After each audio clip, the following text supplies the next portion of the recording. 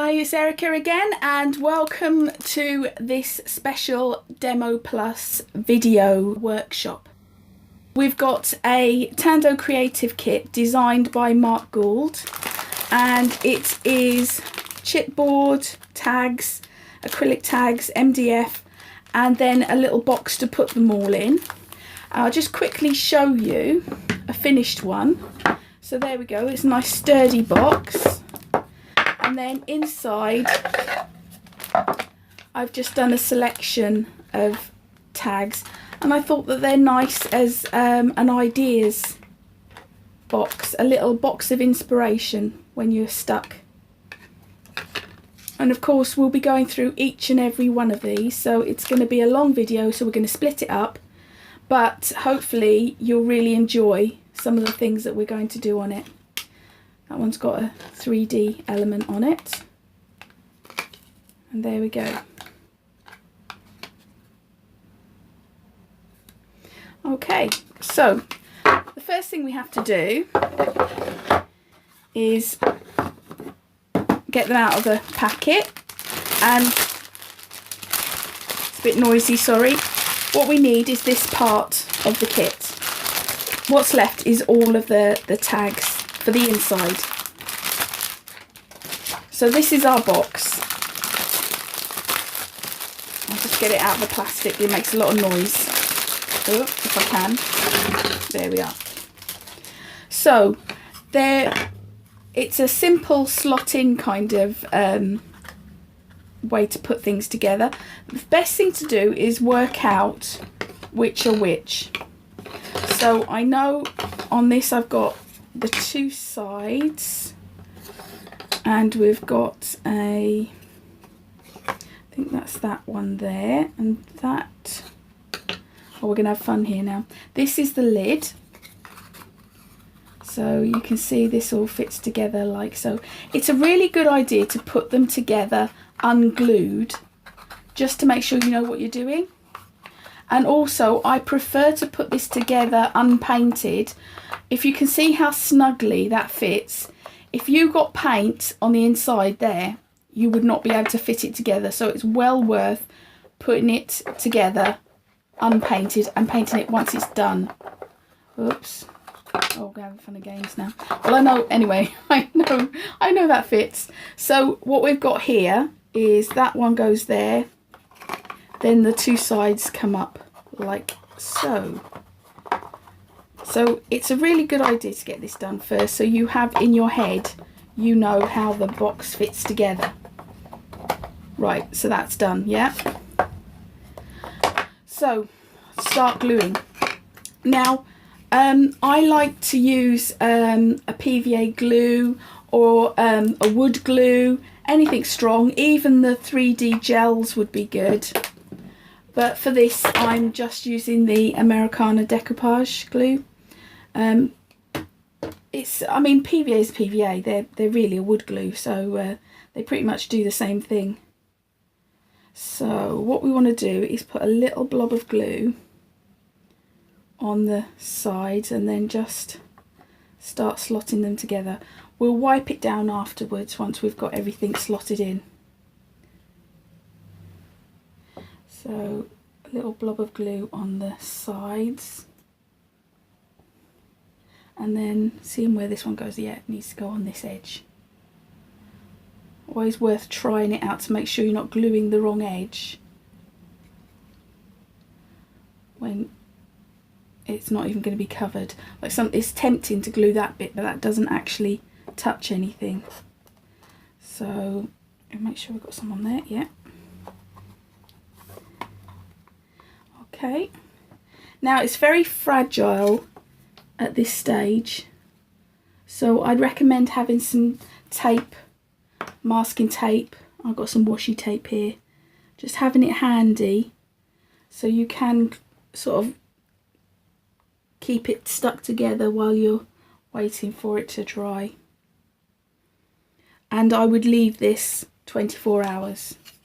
So that goes like so.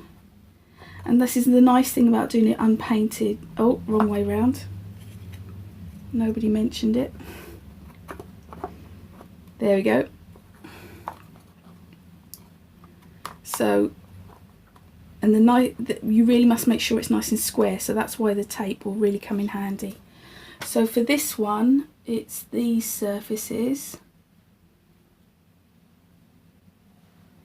and that surface.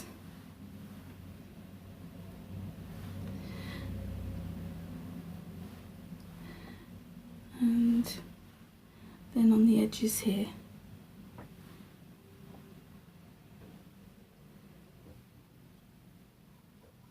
Right, there we go. So when you put that on, it slots together like so. But like I said, it's still a bit fragile at this stage, and you want to make sure it's nice and square. So it's a really good idea to put some tape around it, just to hold it in place.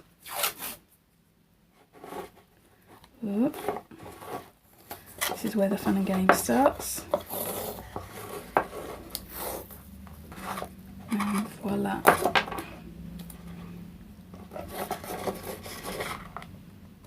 Right, and then I've got a wet wipe here, and then if you can get a damp brush, you can brush away any glue that might be, I don't know if you can see that because of the shadow, but any glue that might be scooping out, you can just wipe it away, just making sure that it's all flat, because when that dries that will make a blob and you will notice it. Just with a wet brush you can just wipe the excess away. So that's our outer box done. Now we just do the lid.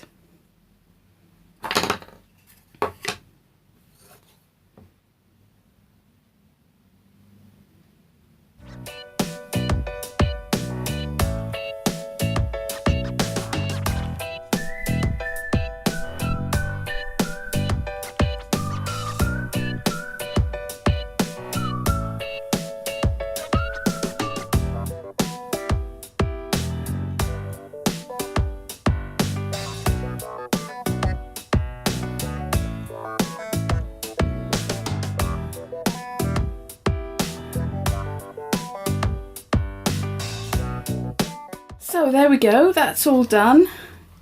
Just to check that they do fit, because that's also something that you need to make sure, because if they're not square they won't fit.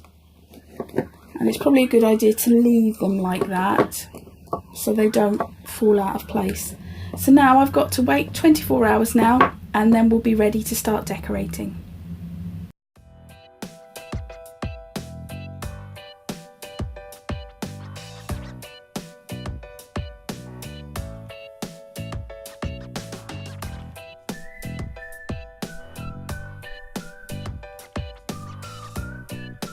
Right, so we have our box painted now, and get it undone. It'll take a little, this one's a bit tighter, so I'll have to do some extra sanding. So we've got our box painted inside and out the same way, and so now I am going to sand it because I like that worn look, and because we've got the white underneath, we're going to get the white just come through a little bit. I'm only going to do one side as a demo, and then obviously I'll finish the rest. So if I just do this front bit here, and then also I'll do the front of the box lid. But hopefully you can see now the white starts to come through, and I like the kind of more worn edge, more vintage look it gives, and that's why the white underneath is really useful. Right, so we've sanded both of them.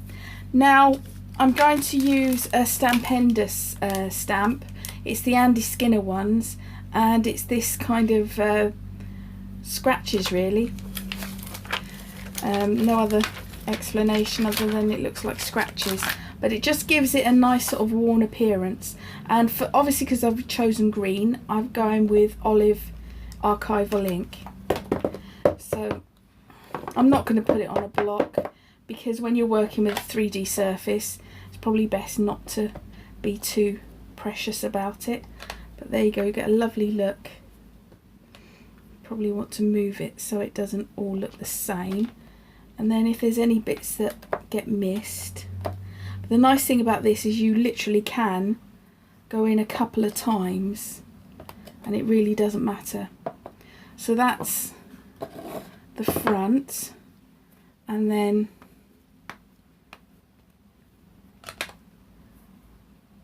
this is the lid. Like I said, you can just use your bits to fill in anything, but I really like that. Now I'm just going to heat set that, and then I'll come back to you with it all done the whole way round. You want to do all the sides and the top. Okay, so I've got the background stamp all over the box now, and I've heat set it just to make sure it's going to stay put. So now I'm going to do the decoration. On this one I chose the stamps from this set here, so obviously I've got that one and the little, you see that little rose, and I've stamped all the way round on all 4 sides. So I'm going to do the same, but I'm going to do it different, and I'm going to use this set here. And I really like this bottom houses. So I know I want that one, and I was thinking about that border there. So we'll get that one out as well.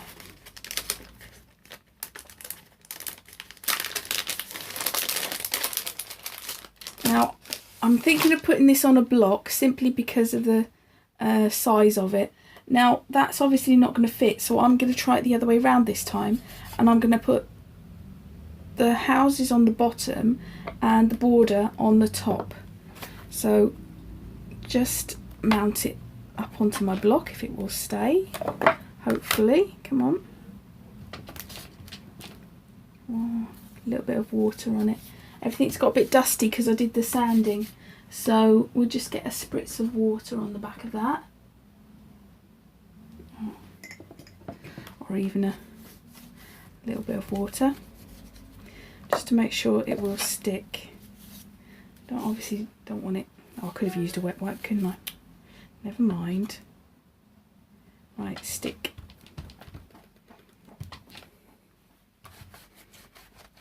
Make sure it's all clean, and then also make sure it's all dry, because I'm going to use VersaFine, which is oil. Okay, so that's looking better. Kind of going to stick. If we have a disaster, we might have to start again, but that's the beauty of stamping. You never know what you're going to get. In fact, I may well have to convert to using it without a block. Right, so we've got it stamped up, and I'm going to start on this side. I'm always thinking about, you could draw a pencil line in, but I want it sort of hovering above there, but obviously you need it to go the same all the way round, so you try and keep it square and the same border along the bottom. And it's a nice solid box, so you can put some pressure on it. Oh, there we go. I thought that might happen. So, but anyway, we've got a good print. So that's one side. Then we just turn it. I'll just do 2 sides, simply because I want to heat set before I go messing about with it. And this time I'll concentrate on the middle. And again, using the same kind of space above.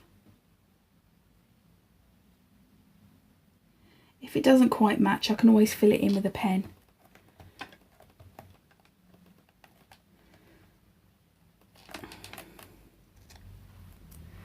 Like I see that gap there, there's no way I'm going to get that because of the join, but that's easy enough to fill in with the black pen. So that's 2 sides done. So you get the idea with that. Now I'm going to use that one. I will get a little thin block for that, so I'll just go and find one. It's a bit mucky, but I think it will work. So there we go. And I was thinking along the lines of actually making it half and half, so it looks like a repeat pattern. So we get sort of halfway and do that. Then we turn it and do that. Always trying to keep it square. Hope my head didn't get in the way then. And obviously we'll just join that up afterwards. We'll do the same on this side.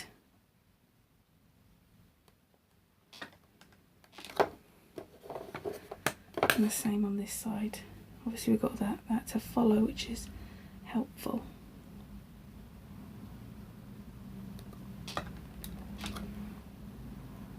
So just continue that all the way around.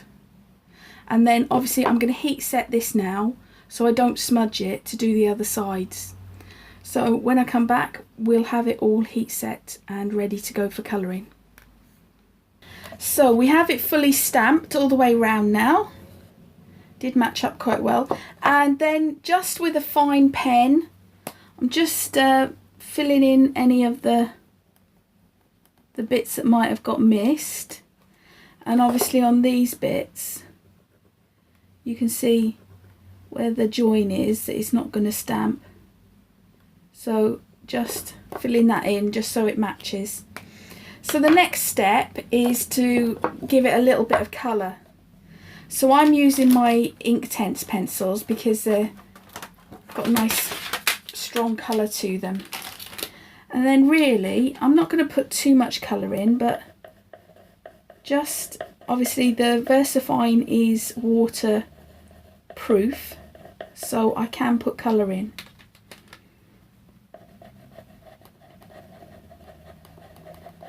It's just a case of just really putting some just some delicate shades on it.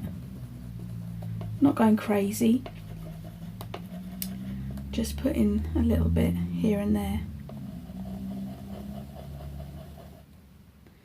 And put some red. Ooh, that's a bright colour.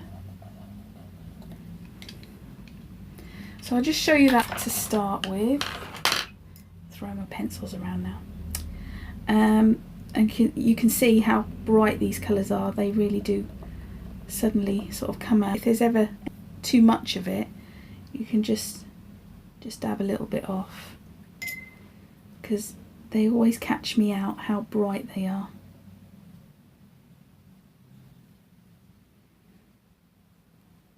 Oops.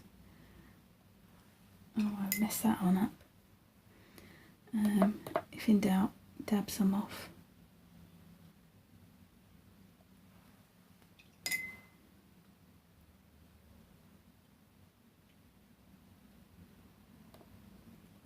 So you can see there's some strong colours now. That might be too much, so just take a little bit off with my finger. There we go, that's better. As a final touch, I'm just going to use the Payne's Grey to add a little bit of shading in the windows and such, and also maybe a little bit underneath, and just make the building look more 3D. So when I go to do that, it'll just drag it out a little bit, and then add a little bit of shade. So, and you can also pick it up from the nib as well. But hopefully you can see that now. It's added a little bit more of a three-dimensional look to the building.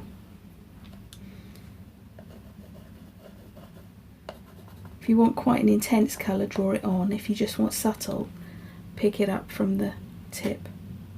So there's a mix between the two. You can start to add some light and shade to the drawing.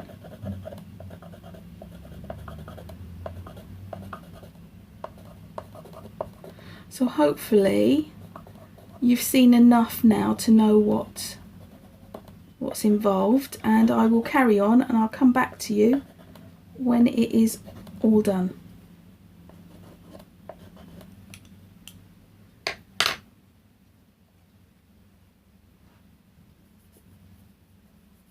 So here we are, it's all completed now and we are ready to start on the inside of the box. Just from a point of durability, you might want to give it a varnish afterwards. I'd choose something like a matte glaze rather than a gloss, because I like that matte look, but it's entirely up to you.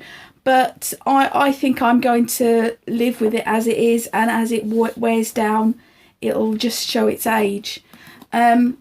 Just to show you, this was the blue one, and I've done very similar kind of paint job on that one, and it goes all the way around.